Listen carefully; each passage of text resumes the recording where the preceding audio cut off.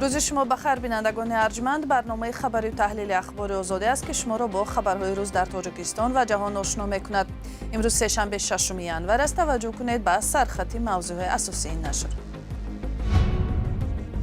با گذشت یک ماه از مرگ پراسرار 3 عضو خانواده در اسفره تا هنوز مقامات سبب فوت آنها را آشکار نمی‌کنند.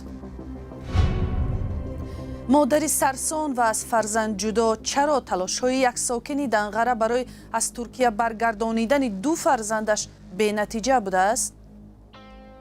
مادرش کم مگردوندم این کودک را 6 ماشین نمیبینم چی حال و حوال دارم. رهبر برکنار شده ونزوئلا در دادگاه گفت خود را بیگناه می‌شمارد. دادگاه آمریکا نیکولاس مادورو را به تروریسم و قاچاق مواد مخدر ایبدار می‌کند.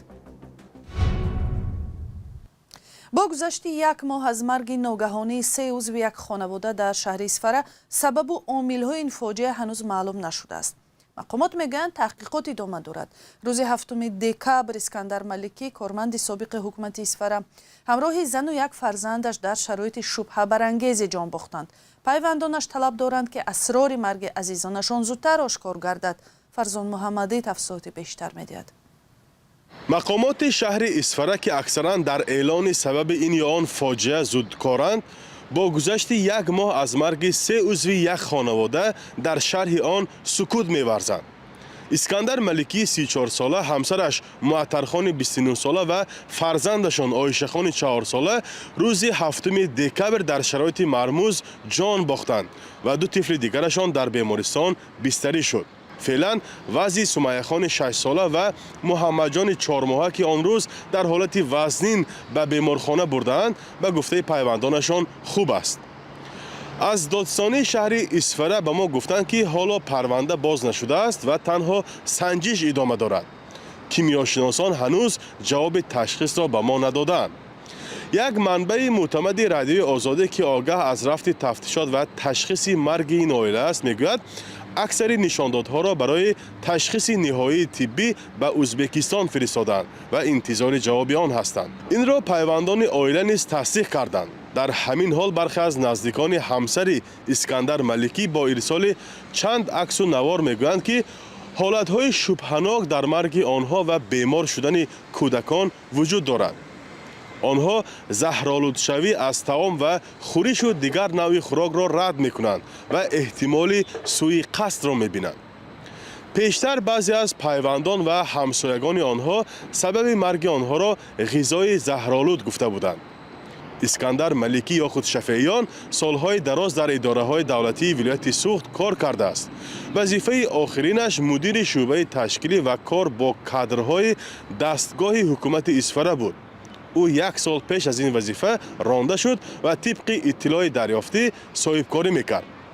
شفیعیان هنگام مناقشه شب 28 به 29 ژانویه سال 2022 در مرز تاجیکستان و قرقیزستان سخت زخمی شده بود.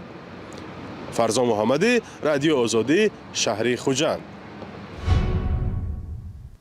و پیش از آن که به خبرهای تاجیکستان برگردیم، رو می‌آوریم به محاکمه نیکولاس مادورو. در مرافعه دادگاهی روز 5 ژانویه یعنی دیروز، رهبر برکنار شده ونزوئلا گفت که اتهام‌های تروریسم و تلاش برای قاچاق مواد مخدر را بی‌اساس و خود را بیگناه می‌حسابد.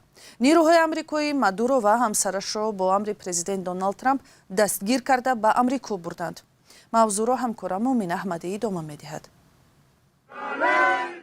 مخالفان و طرفداران بازداشت نیکولاس مادورو در نزد دادگاه فدرالی نیویورک جمع آمدند. در این مرافعه نیکولاس مادورو در مقابل اتهام‌های یک دادرس آمریکایی قرار گرفت که می‌تواند او را در نهایت به حبس ابد محکوم نماید. مادورو که با یاری ترجمان صحبت می‌کرد گفت من بیگناهم، عیبی ندارم و مردی با شرفم. او گفت هنوز هم پرزیدنت کشورش است. مادورو از روی 4 بند قانون کیفری آمریکا از جمله در توطئه تروریستی با استفاده از مواد مخدر، توطئه واردات کوکائین و تامین اسلحه و دستگاه‌های خرابکار گمانبر دانسته می‌شود. همسر مادورو سیلیا فلورس هم با عین همین اتهام به استثنای تروریسم با استفاده از مواد مخدر گمانبر دانسته شد. او هم در مرافعه خود را بیگناه نامید. با باور دادستان‌ها در وظیفه پرزیدنتی مادورو قاچاق کوکائین را راهنمایی و نظامیان را برای تامین امنیت انتقال بارها استفاده می‌کرد. بار اول او را سال 2020 در دایره پرونده طولانی مدتی ضد مقامات ونزوئلا و سلاح به دستان کلمبیایی در قاچاق مواد مخدر گمانبر دانستند. مادوروی 63 ساله این همه را رد کرده می گفت این گپ ها برای روپوش کردن هدف دسترسی به ذخیره های نفت ونزوئلا هستند و پرزیدنت ترامپ این را پنهان نمی کند. روز دوشنبه ریدی ضد مادورو در جلسه شورای امنیتی سازمان ملل متحد محاکمه شد و روسیه، چین و دیگر همپیمانهای چپگرای ونزوئلا آن را محکوم کردند. پذیرش چنین منطق در را به سوی یک جهان بی‌ثبات باز می‌کند که در آن کشورهای قدرتمند از نظر نظامی می‌توانند سرنوشت سیاسی و اقتصادی کشورهای دیگر را زوراً حل کنند. در همین حال در داخل ونزوئلا روز دوشنبه امر اضطراری صادر شد که بر اساس آن پلیس کافتوکاپ و حبس طرفداران حمله شب شنبه امریکا را سر کرده است. این چنین روز دوشنبه معاون پرزیدنت و وزیر نفت ونزوئلا دلسی رودریگز رسما به اجرای وظیفه‌های پرزیدنت موقتی ونزوئلا آغاز نمود. او با جانبداری از مادورو ولی بدون اظهار مقاومت به عملکرد ایالات متحده آمریکا صحبت کرد. اعتراض مردمی در ایران با گذشت بیش از 10 روز گسترش پیدا کرده شهرهای بیشتر این کشور را فرا گرفته است. سازمان حامی حقوق انسان برای ایران که از خارجه کار میکند از تظاهرات ساکنان در 78 شهر خبر داده است. ساکنان بنابر بی‌قرب‌شوی پل ملی و گرانی به خیابان‌ها ریخته علیه حکومت اعتراض دارند. درباره تحولات ایران قبل از برنامه صحبت داشتیم با راد شهیدی، خبرنگار بخش فارسی رادیو آزادی، و از اون نخست درباره حادثه های اخیر پرسیدم. امروز که سه‌شنبه هست، اعتراضات در ایران وارد 10مین روز خودش شد. از صبح امروز بخش‌هایی از بازار تهران بسته شده و بخش‌های دیگری هم نیمه بسته هستند. تا الان دست کم 20 نفر از معترضان در شهرهای مختلف کشته شدند و خبرهایی که ما داریم صدها نفر مجروح و بازداشت شدند. یکی از نهادهای حقوق بشری تعداد بازداشتی ها رو بیش از 1200 نفر اعلام کرده. گفته میشه که اعتراضاتی که از گروهی از طرف بازاریان تهران شروع شد به بیش از 80 شهر در نقاط مختلف ایران گسترش پیدا کرده و هنوز هم ادامه داره. این اعتراضات گرچه از بازار تهران در اعتراض به بالا رفتن قیمت دلار، ارز و وضعیت اقتصادی کشور، معاملات اقتصادی شروع شد، ولی به سرعت رنگ و بوی سیاسی گرفت. در بیشتر شهرها شعارهای مرگ بر خامنه‌ای، مرگ بر دیکتاتور داده میشه و تا اونهایی که در شبکه‌های اجتماعی در ایران فعالیت دارند تصاویر و اخبار مربوط به اعتراضات رو بازنشر میکنن، اونها هم عده‌شون دستگیر شدن در ایران. سوال دیگری که داشتیم این بود که بازداشت و برکناری رئیس جمهور ونزوئلا نیکولاس مادورو بحث‌های را در ایران برانگیخته است. آیا امکان دارد که امریکا چنین کاری را در جمهوری اسلامی انجام دهد؟ گرچه آقای دونالد ترامپ رئیس جمهور آمریکا در چند روز اخیر بارها مقامات جمهوری اسلامی را تهدید کرده که و گفته که اگر به کشتن خشونت آمیز معترضان ادامه بدن ایالات متحده ممکنه وارد عمل بشه، ولی تحلیلگرانی که ما باشون صحبت کردیم حمله نظامی و یا حتی آن اتفاقی که در کاراکاس افتاد در روز شنبه رو برای ایران بعید میدونم، برای اینکه وضعیت ایران کاملا متفاوت هست. حتی رهبران اپوزیسیون در خارج از کشور و مخالفان جمهوری اسلامی در داخل کشور هم بارها در روزهای اخیر تأکید کردند که مردم ایران هستند که باید سرنوشت خودشون رو خودشون تعیین بکنن. راد شهیدی، خبرنگار رادیوی فردا بخش فارسی رادیوی آزادی، درباره تحولات اخیر در اعتراضهای مردمی در ایران صحبت میکرد.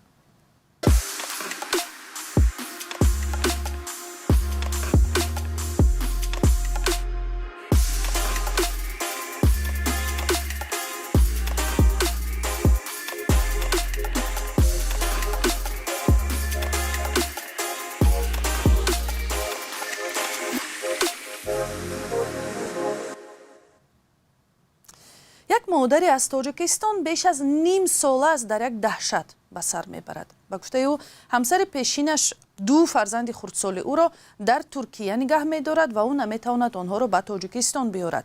لیوبوف چرنیکووا ساکن دانقره میگوید شوهر سابق ترکش فرزندان 5 و 8 سالش را با خود به ترکیه برده است و مادر نمیتواند آنها را به نزد خود بیاورد. گزارش همکاران ما را از دوشنبه همراه می‌بینیم. بگو در زندگی کردن نمیتونم من. این زن چند است با عکس فرزندان و بسته سندها در بدر مقامات می‌گردد. وی به چند نهاد از کمیته امنیت گرفته تا وزارت کارهای خارجه تاجیکستان مراجعت نمود تا فرزندان نابالغش از ترکیه برگردانده شوند.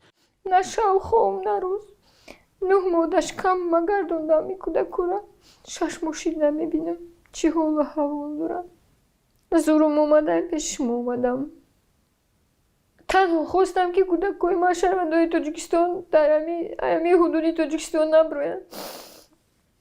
لوبوف چرنیکووا ساکن ناحیه دنقره ادعا دارد که شوهر سابق شهروند ترکیه ماه می به اجازه او فرزندان 8 و 5 سالش را از تاجیکستان برده است و او از آنها خبری ندارد.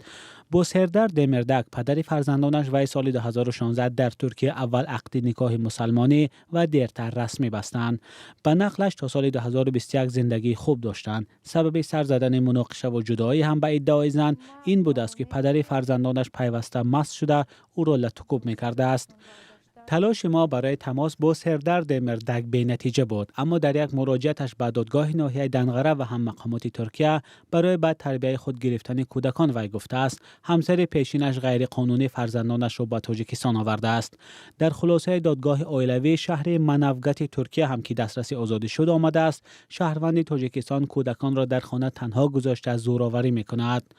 لوبوف چرنیکووا این همه را به اساس می‌خواند و برعکس میگوید بودن کودکان با پدر به خطر نیست. به گفته او بعد بازگشت از ترکیه و با کودکان در دنقره زندگی خوب داشت، ولی ماه اپریل سال 2025 برای عیادت مادر مریضش به روسیه رفت و فرزندانش را که نمیتوانست با خود برد با وکالتنامه در تربیت یک زن شناسش ماند. میگوید وقت برگشت آنها را نیافت. مادرم که مریض بود نگاه بینش کردم نتونستم اومده. بعدی روسیه میگذاشتنش کوشش کردم بکنم کودکای ما کجا است. پدرم زنگ زدم گفتم که با ادرس همون اصلا شو رویم ببینین. باور نکردم که همین خیلی هست. عرضه به همه مقاماتای دخلدار عرضه کنم. MVD با جو که کمک کنن با ما گفتن که دست بکش از عریضت چکو میکنی قمی گردی تهدید کردن. حالا چرنیکووا از این زن شناسش هم به مقامات شکایت برده است. زنی را او که برای مساعدت در دزدیده شدن فرزندانش متهم میکند در صحبت تلفنی با آزادی گفت اصل واقعیت دیگر است. اون نخواست معرفی شود اما گفت من در بلیطه خواب بودم همون زنه کسی در بلیطه خواب بود اون چی کرد که من جای میرفتگی ندارم در کوچه موندگیم گفت که به کودک دارم گفتم خیلی میلش من کسی کودکم در خونه تو خیلی اینا بیاید خونه در مکتب تکیل دید دو موقع تو گفت که من به دیگر اینو چی ندارم مکتب در تاجیکستان مرا کار نمیگیرن جای اوکراین میرم کودکاش مونده گرفتن من واسه کودکاش زنگ زدم گفتم که اگه شما بعدن فرزنداتون در کار باشن بیاین فرزنداتون بگیرین برین پدرشون اومد همه حجتاش اومد آورد در اون پاسپورتشون قرار سودشون همه چیشون آوردن حجتشون کردن گرفتن بردن.